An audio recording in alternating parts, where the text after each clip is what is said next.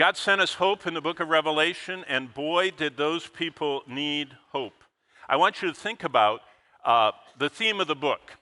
The theme of the book is, I just read it, the revelation of Jesus Christ. It's the only book of the Bible that actually gives the title in the first word in English. Other Bible books do it in Greek and Hebrew, but this is the first one you see it in the English, the revelation of Jesus Christ. But the real theme of the book is Jesus is all I need. And I want you to think about how parallel your lives are to the lives of the people that got this book. Now remember, the primary interpretation, or as we say in seminary, the first canon of textual interpretation, that's what they call it, is that the interpretation of any Scripture that you read, the primary, the first, the most important, what God meant was what he meant to the original recipients. Now see, we're not original. This wasn't written to me. Now every word in the book is written to me. I know we sing that. But it was actually written by Jesus Christ, look at this, to the second generation church over there in the red on that slide. None of them, other than maybe the great-great-grandfathers in the churches, but 99 point whatever percent had never met Jesus Christ in person. They had never met an apostle. They heard John was still alive, and by the way, he was the one writing it. But they were going through a hard time. Do you know why? God wasn't winning. Rome was winning. The world was getting darker. Have you ever thought about what it was like to live in the second generation church? Every apostle had been hunted down and executed by Rome, except one, the one that's writing this letter. He's the last one. God wasn't winning as far as they could see. Rome was winning. And Rome stood for everything opposite of the Bible. Everything. It was pagan, witchcraft, immoral. The emperor sitting on the throne had the male emperor of Rome sitting on the throne had a male wife. Okay? I mean, homosexuality wasn't tolerated, it was flaunted. It was the imperial way. And that was just a tiny sample of the world of the Bible. The second generation church saw the world and it was very confusing. It appeared that God was not winning, Rome was expanding, Rome was enslaving everyone in their path, and pride, cruelty, paganism, and witchcraft were all flourishing. Christians needed hope. Revelation is the most powerful dose of hope God could ever send. By the way, from church history, do you know what we know? And by the way, I'm going to be referring to this the whole time. This is my journal because every time I teach a course, I do whatever the students are doing.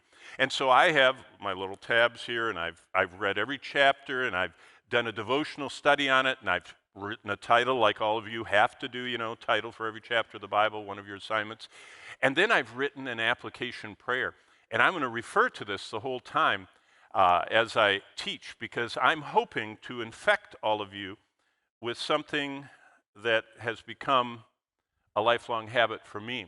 And that is, I want to understand every chapter and every verse of the Bible. And not just understand it so I can talk about it, but understand it so I can know God better and experience everything he has for me and share that hope with the world. And that's why I'm here. So Jesus is all we need. And the second generation church saw the world and it was very confusing. I told you that. It appeared God wasn't winning, Rome was winning, and Christians needed hope. So what does God do? Revelation is the most powerful dose of hope. And as I was just saying, church history shows us that. Did you know there are philologists, people who study the text, the words of the text of the Bible. And especially in the 19th century, as they were excavating and finding all the manuscripts all over the place and looking at all the manuscripts that had been found during the Renaissance and the Reformation and since, they scientifically began to tabulate all the extant, that means continuing to exist, sermons of the first and second century church. This this time period. And other than the biblical documents and a couple letters, there weren't any. But right after John on Patmos, in the 2nd century, that's the 100s on, they started finding sermons. And so they started taking these sermons, some of them were in Latin, some of them were in Greek, and they started tabulating the actual words that were in the sermon. And they found that they could find passages from Genesis and Exodus and the Gospel by Mark and the book of Romans and etc., where the pastors taught the Bible. And they would quote a verse as they were teaching. So they started tabulating all the verses found in the ancient sermons. And they started counting how many were in Genesis, how many were in Exodus, because they wanted to see what was the most popular book that was taught to the early church. Bottom line is this: there's only one book of the Bible. In the early church sermons, you can find every word talked about and read before the congregation by the preacher. Only one book. And it's not Genesis, it's not the Psalms, it's not Philippians and all the hope and joy, and it's not Romans and all that doctrine. The only book that we know was taught every single word, most popular book of the ancient church, is the one we're going to spend 20 hours in. Revelation was so popular because it was the most powerful dose of hope that God could send. He shares the history of the future. Did you catch that? Do you know what Revelation is? Revelation is not a prediction. It's the actual history written by God of what's going to happen. Because from God's perspective, and I want you to think, God is seated on his throne, and the book of Isaiah says, interestingly enough, that God sees the end from the beginning continuously at the same time.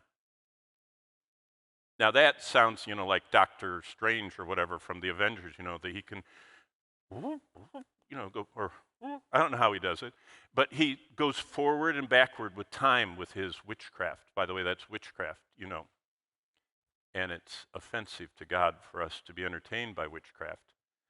And so it's not something that's a good thing to be a master of, understanding all that. But God sees the ending from the beginning continuously. So when John is transported in Revelation to heaven, John stands there and he looks down and he's seeing, and he's trying to write down what he's seeing. He's not seeing what will happen. He was actually seeing it happen. And you go, wait a minute. If it hasn't happened yet, how could he see it happening? Because God is above time. Time is only one of many dimensions. We don't know how many dimensions, and don't let your science fiction stuff, blur it. God sits above time because he created it and everything else.